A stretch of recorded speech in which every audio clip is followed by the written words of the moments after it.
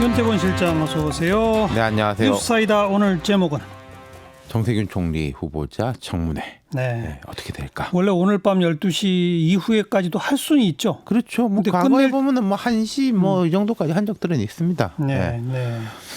근데 이제 총리 청문회니까 중요하잖아요. 총리 누가 되느냐. 현 정부 들어 두 번째 총리고, 그리고 이번이 이제 전국의 분기점이 될 것이다. 어제 오늘 청문회고, 그리고 13일에 임명 동의안 표결, 이까지가 여야가 합의한 일정이거든요. 예. 그래서 지금 청문회 진행 중인데, 제가 좀 거꾸로 질문 드리고 싶은 게 있는 게, 지금 사람들이 이 청문회 관심이 좀 있는 것 같으세요? 그 질문을 하는 이유가 네. 별로 관심이 없으니까 그런 거죠. 그렇죠. 지금 이제 자 전국을 쭉 우리가 한번 짚어보면요.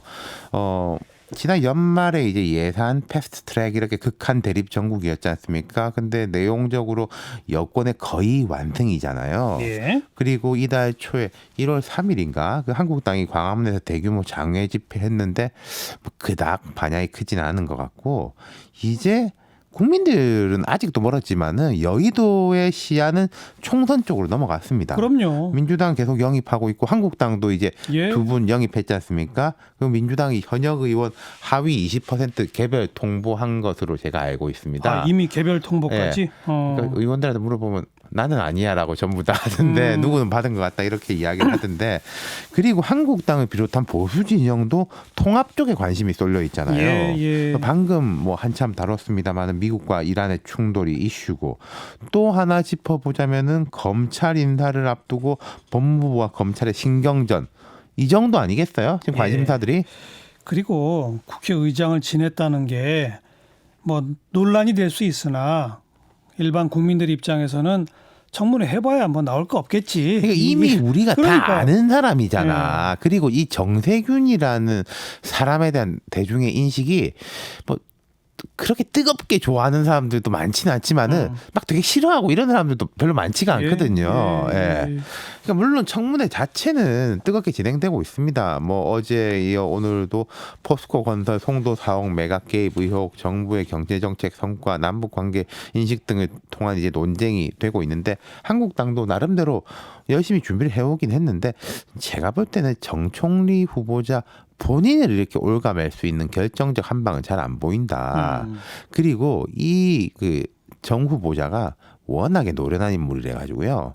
삼권 분립 훼손 논란 같이 변명하기 어려운 사안에 대해서는 뭐 거침없이 고개를 숙이고, 또 본인의 도덕성 문제에 대한 의혹 중 자기가 볼 때 과도하다 싶은 것은 얼굴 붉히면서 목소리 높이고, 이게 아무래도 초선 의원들이 이렇게 다선 의원이 목소리 높이면 좀 움찔하는 게 있지 않습니까? 그걸 전략적으로 이용하는 것 같더라고요. 이제 경제가 어려운 것 인정하냐 이런 질문에는 어렵다. 그러면서도 대통령은 국민에게 희망도 줘야 되고 좋은 방향으로 가야 하기 때문에 어제 그렇게 이야기한 것으로 생각한다 이렇게 대답하더라고요. 육선 의원이잖아요. 그러니까 장관도 지냈고. 이낙연 총리도 그렇지만은 정세균 후보자가 정치 구력은 더 길고 다양해요. 선수만 쌓은 게 아니라 당 정책위 의장, 원내대표, 대표, 장관까지 다 해봤죠.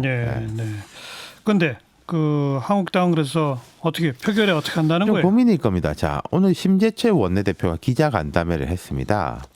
국무총리 후보자가 총리로서 적격한지 심각한 회의감이 든다. 그러면서도 청문 보고서 채택이나 인준 여부는 내일 의원총회를 열어서 의원들 의견 들어보고 결정하겠다 이렇게 말했어요. 의원총회? 예.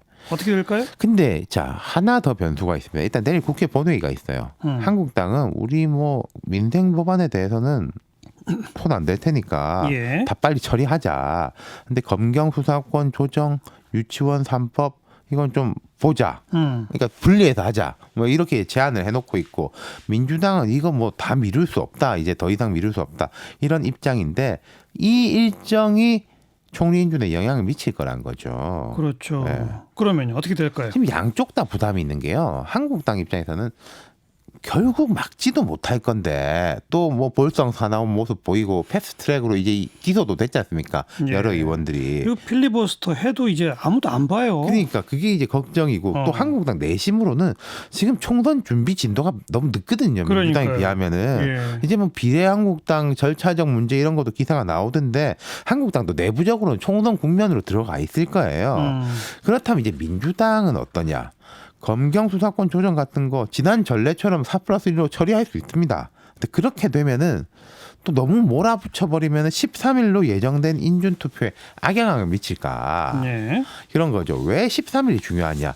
이낙연 총리가 16일 이전에 직을 그만둬야지 지역구에 출마할 수 있습니다. 그렇죠. 비례는 좀 여유가 있는데요. 예. 물론 총리를 공석으로 두고 뭐 나오지 말한 법은 없는데 그럼 아무래도 모양이 좋지 않죠. 아무튼 이런 네. 전국 상황 전반하고 정청래 후보자 인준 표결하고 다 연동돼 있다. 그렇죠. 그러니까 이제 지금 국회 쪽에서 보는 거는 한국당이 하긴 하되 16일까지는 안 해주려고 하지 않을까. 민주당이 너무 원하는 대로 맞춰주려고 하지는 않을 것 같다. 이런 시각이 있어요.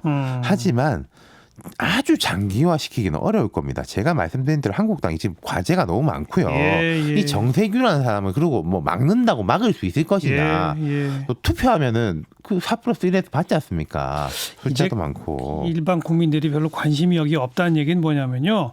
결말이 어떻게 될지 다 안다는 거예요. 그렇죠. 인준 표결 통과할 거라고 아는 거고 예. 검경 수사권 조정법안 통과될 거라는 거 아는 거고. 결말까지 이제 어떻게 모양새도 좋고 좀 내부도 다독거리면서 갈 수 있냐. 이게 한국당과 민주당의 고민인데 오늘 누구에게 한마디? 저는 심재철 원내대표한테 말씀드리고 싶어요. 자, 심 원내대표 악정고투하고 있습니다. 그런데도 보면 이제 좀 평가할 게 있어요. 전임자에 비해서 억지 감정 싸움 같은 건 좀 안 하려고 하는 것 같더라고요. 또 예. 자기를 너무 내세우고 이런 것도 별로 안 하고 있고 이 정세균 후보자 인준 문제 우리가 쭉 짚어봤지만은 오래 끌면 한국당이 상처를 더 많이 받을 수 있고요. 야당 심판론이 강화될 수 있습니다.